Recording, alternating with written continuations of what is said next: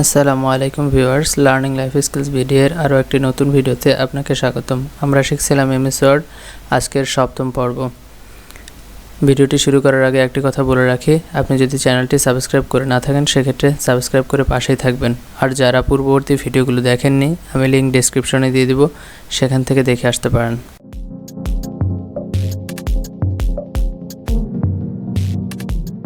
তো আমি প্রথমে এমএস ওয়ার্ডে চলে গেলাম এবং সেখান থেকে ফাইলটি ওপেন করে নিলাম। এখন এখান থেকে আমরা যেটা শিখব তা হচ্ছে, প্রথমে শিখব হচ্ছে ক্লিয়ার অল ফরম্যাটিং এর কাজ। এই যে এটা হচ্ছে clear all formatting. Clear all formatting হলো, ধরেন একটা অংশকে আপনি সিলেক্ট করার পর বিভিন্নভাবে ফরম্যাট করলেন, আপনি সাইজ ছোট বড় করলেন, অথবা এরপর বিভিন্ন ইফেক্ট দিলেন, বিভিন্ন কালার দিলেন, তারপর হচ্ছে আপনি এর মধ্যে যত ধরনের ফরম্যাট করতে চান আপনি করলেন। করার পর আপনি যদি চান যে একদম প্রথমে যে অবস্থায় ছিল লেখাটি একদম সেই অবস্থায় চলে যেতে, অর্থাৎ সকল ফরম্যাট একসাথে রিমুভ করতে, সেক্ষেত্রে ক্লিয়ার অল ফরম্যাটিং ব্যবহার করতে পারেন। আমি যদি এই অংশটা সিলেক্ট করি, সিলেক্ট করার পর ক্লিয়ার অল ফরম্যাটিংয়ে ক্লিক করি, দেখতে পাচ্ছেন লেখাটি একদম প্রথমে যে অবস্থায় ছিল সেই অবস্থায় চলে গেছে। তো এটাই ছিল ক্লিয়ার অল ফরম্যাটিং এর কাজ। এরপর আমরা দেখব হচ্ছে বর্ডারের কাজ। বর্ডার হচ্ছে এখান থেকে আমরা বর্ডার আনতে পারি। বর্ডারের ক্ষেত্রে প্রথমে এখানে ক্লিক করি এবং এখান থেকে যদি বর্ডার দেই, এই যে এখানে বর্ডার কিন্তু অনেকভাবে দেওয়া যায়। বটম বর্ডার, এটা হচ্ছে নিচে, top border, left border, right border, এবং বর্ডার রিমুভ করতে হলে নো বর্ডার। এরপর হচ্ছে অল বর্ডার। আপনি যখন এখানে একটার পর একটা দিবেন তখন দেখতে পাবেন কোনটা কী কাজ করে। তবে এখানে প্রথমে আমি যদি কোনো কিছু সিলেক্ট না করি এবং যে কোনো একটা জায়গায় কার্সর রাখি, সেক্ষেত্রে শুধুমাত্র ওই প্যারার মধ্যে বর্ডারটি কাজ করবে, অন্য জায়গায় কাজ করবে না। কিন্তু আমি যদি চাই যে সম্পূর্ণ লেখার উপর এই বর্ডার অ্যাপ্লাই করতে, সেক্ষেত্রে আমি কন্ট্রোল-A ক্লিক করব। দেখতে পাচ্ছেন কন্ট্রোল-A ক্লিক করে সম্পূর্ণ লেখাটি সিলেক্ট করে নিলাম।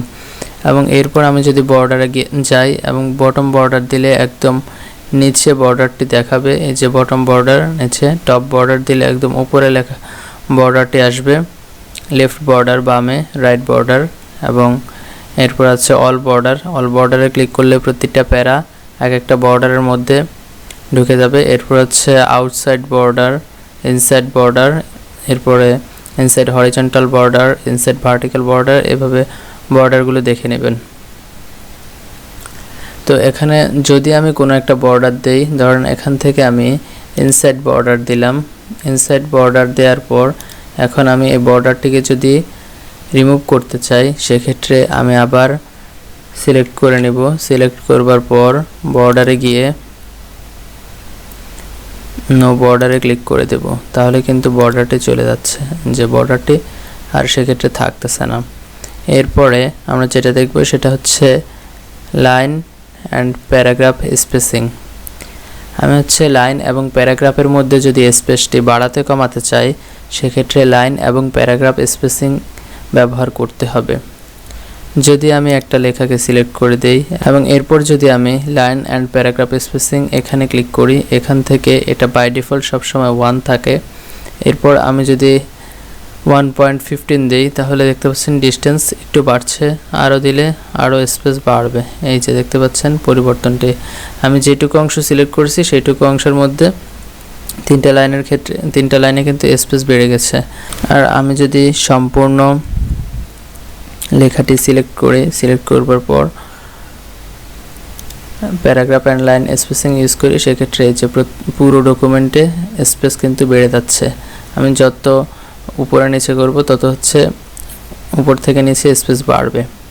এরপর আমি চাইলে এখানে যেই কয়টা পয়েন্ট আছে এছাড়াও আরও কাস্টমাইজ করে যদি আমি আমার ইচ্ছা মতো স্পেসকে বাড়াতে কমাতে চাই, সেক্ষেত্রে আমি লাইন স্পেসিং অপশনস এখানে যাব এবং এখান থেকে এই যে এখানে আইডেন্টেশন, এখানে আমি লেফট রাইট কতটুকু রাখতে চাই এবং এরপর স্পেসে বিফোর আফটার এগুলো হচ্ছে আমি সেট করে দেব। সেট করে ওকে করে দিলে সেক্ষেত্রে লেখাগুলোর মধ্যে স্পেস সেভাবে তৈরি হয়ে যাবে।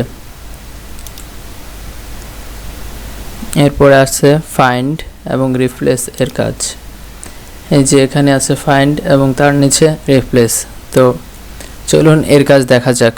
ফাইন্ড হচ্ছে আমি যদি ডকুমেন্টে যে লেখাগুলো লিখেছি তার মধ্যে কোনো লেখা খুঁজে বের করতে চাই, সেক্ষেত্রে ফাইন্ডে ক্লিক করে লেখাটি খুঁজে বের করতে পারি।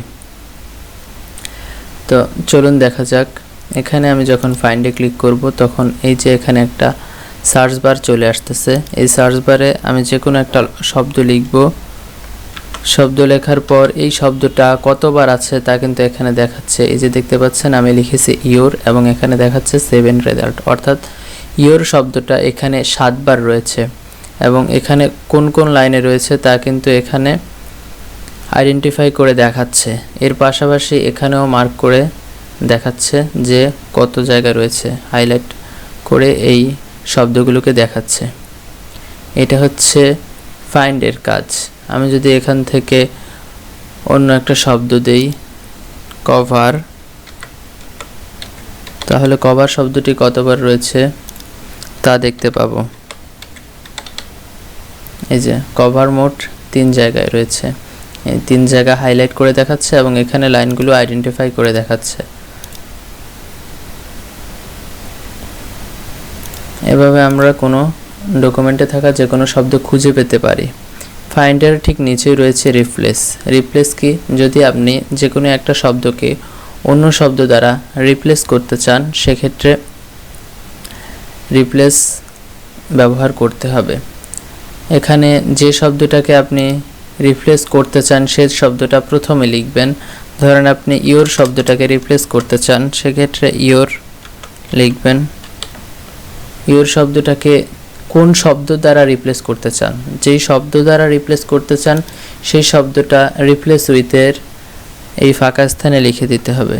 ধরুন ইওর শব্দটাকে আমি শি দ্বারা রিপ্লেস করব। শি দ্বারা রিপ্লেস করলে এখানে যদি আমি রিপ্লেস অলে ক্লিক করি তাহলে ইওর দ্বারা যতগুলো শব্দ আছে, তাহলে এই ডকুমেন্টে যতগুলো ইওর আছে সবগুলো শি দ্বারা রিপ্লেস হয়ে যাবে। যে রিপ্লেস অলে ক্লিক করে দিলে এখানে রিপ্লেস হয়ে যাবে। এখন যদি আমি এখানে ফাইন্ডে যাই এবং যদি আমি ইওর শব্দটি দ্বারা সার্চ করি, কিন্তু কোনো রেজাল্ট শো করতেছে না, অর্থাৎ ইওর শব্দগুলো শি দ্বারা রিপ্লেস হয়ে গেছে। ইওর শব্দটি ছিল 7 জায়গায়। আমরা যদি এখন শি লিখে সার্চ করি, দেখতে পাচ্ছেন এখানে কিন্তু 8টা রেজাল্ট দেখাচ্ছে, অর্থাৎ ইওর দ্বারা যে 7টা শব্দ ছিল সেগুলো শি দ্বারা রিপ্লেস হয়ে গেছে এবং আরও একটা শি এখানে উল্লেখ ছিল, এই জন্য মোট 8টা রেজাল্ট দেখাচ্ছে। আশা করি ফাইন্ড এবং রিপ্লেস এর কাজটি বুঝতে পেরেছেন। তো আজকের ভিডিও এই পর্যন্তই, দেখা হবে পরবর্তী ভিডিওতে। এই ভিডিওটি দেখার জন্য ধন্যবাদ।